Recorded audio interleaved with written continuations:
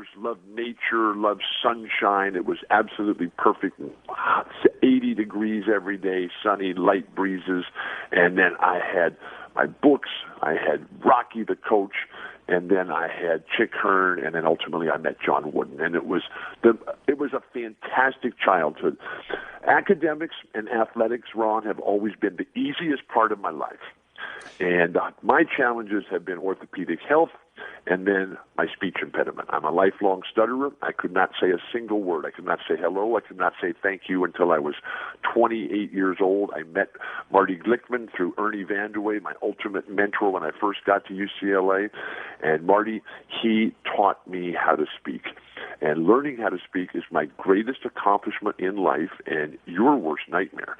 And so as I have gone through this life, a life marked by success, but then failure, hope and despair, life, the celebration of the greatness of everything we have, but then ultimately death, which I faced recently with this overwhelming, unrelenting, and debilitating spinal collapse and failure, which took place about 8.5 years ago in February of 2008. It was the accumulation of all the injuries that I had received during the course of my life. I was born with the structural congenital defects in my feet that led to the endless string of stress fractures. Ground those feet up into dust. Both my ankles are now fused from the knee down. It's all one bone. When I was 14 years old, Ron, I was playing down at the gym, and I was having a big day, and I was torching some really old guys who were in their 30s, and they didn't like it, so they took me down with the high-low 1-2, and I tore up my knee.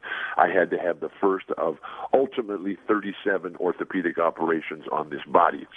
And so I've got the bad foundation with the bad feet, the crooked leg, the bent knee that wouldn't work right, wouldn't allow me to run and jump and chase my dreams. And then when I was 21 and playing for UCLA, we hadn't lost a game in 5 years, dating back to my junior year in high school. And I was high above the rim making a play on the ball, and a guy from the other team, in a despicable act of violence and dirty play, just came from the other side of the court and took my legs out from underneath me and flipped me over, and I landed flat on my back on the innovation of the day, the tartan floor, which was basically only good for landing airplanes on. But there I was, broken back. And I broke 2 bones in my spine that day, and things were never the same again. And I lived with this challenge, with this adversity, but I just thought that was the way life was, Ron. I mean, I thought that, I was playing basketball so much all the time. It was my religion, and the gym was my church, and it was a way to express myself because I couldn't speak. And so here I was, just thinking that everybody's feet hurt all the time, people's knees and back and everything, because you played basketball all the time, and that was a problem.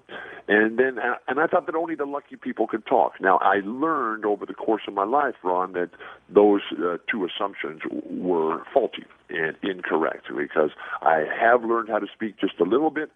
They are trying desperately, after Marty Glickman taught me how to speak. Marty has passed away, but they are trying to find the person on this planet who can get me to stop talking. And I did not understand that everybody's feet didn't hurt all the time until my ankle fusions, when the vast majority of the pain was taken away. And, fusions in your body, they sound awful. And when you're going through it, they are awful. I've got 3 major fusions, both ankles and now my spine. But the science behind it, the theory behind it, is that they remove the joint. They remove the joint so that the motion which causes the pain goes away. And so today, I'm just doing fantastic, Ron. I mean, I've never been busier. I've never been happier. And I haven't been this healthy since I was 13 years old, just before I tore up my knee. And then that was in 1967. And I spent half my adult life in the hospital. I played 14 years in the NBA. I missed more than 2/3 of the total available games. I only finished the season twice. In my entire 14-year NBA career, and I spent half my adult life in the hospital. And so I never thought all these years, as I'm coming down, I'm 63 years old now, really just getting started, but I never thought that I would be free of pain. I also never thought that I'd be happy in love. But I have both of those in my life right now, so it's just fantastic.